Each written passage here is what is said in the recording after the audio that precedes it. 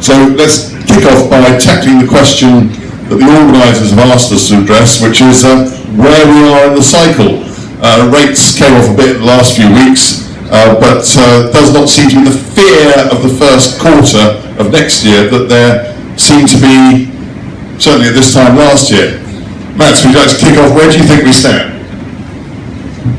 I think we're certainly better than last year or 18 months ago. Fundamentals are looking better. The improvement is demand driven, which is very positive. So, and what's special about this year, I would say, is that in dry bulk we have growth across the commodity groups, minor bulks, grain, coal, and iron ore, and we expect to see maybe 5% demand growth this year.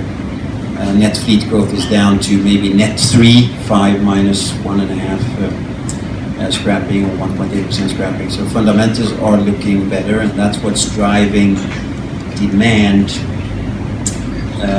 and rates up. We do, want to remind the world that we don't need more ships. There's still extra capacity there by way of speed. The way we see speed, 11.5 knots now maybe, we don't need more ships. If rates go further up, speeds will kick in. And again, let the market come to us this time, and let's not destroy our own market by rushing to the yards and ordering. Rates are not high enough yet to support newbuilds. I was talking to somebody earlier, one of our absolute experts here earlier, and they said the best way to stop people ordering ships is to continue to make losses. I mean, it's so long as you're actually earning on your ships, a return that's less than, interest rates, the rate of inflation, so you'll stop people ordering. Well, you can make money if you buy second-hand ships and the right ships. The rates we foresee is good enough for a good second-hand ship, so not necessarily a new building with technology development. Are you going to order a ship today for delivery 2 years from now?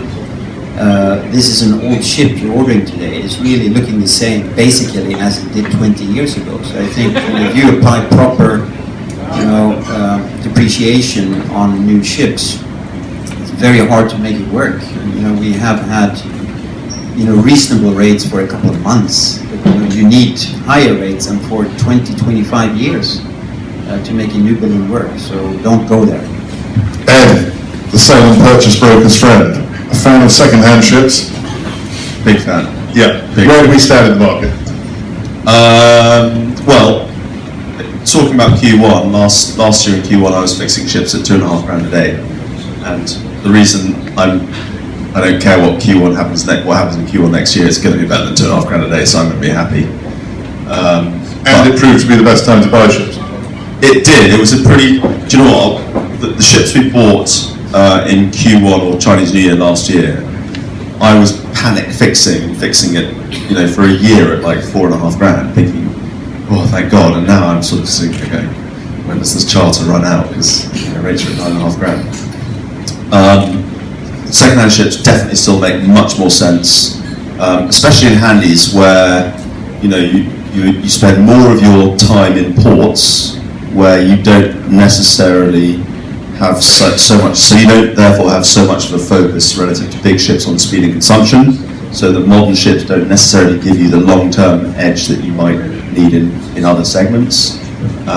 Provided you've got cranes that work and reliable equipment and good crews, there's no real justification for ordering ultra-modern, ultra-eco handies.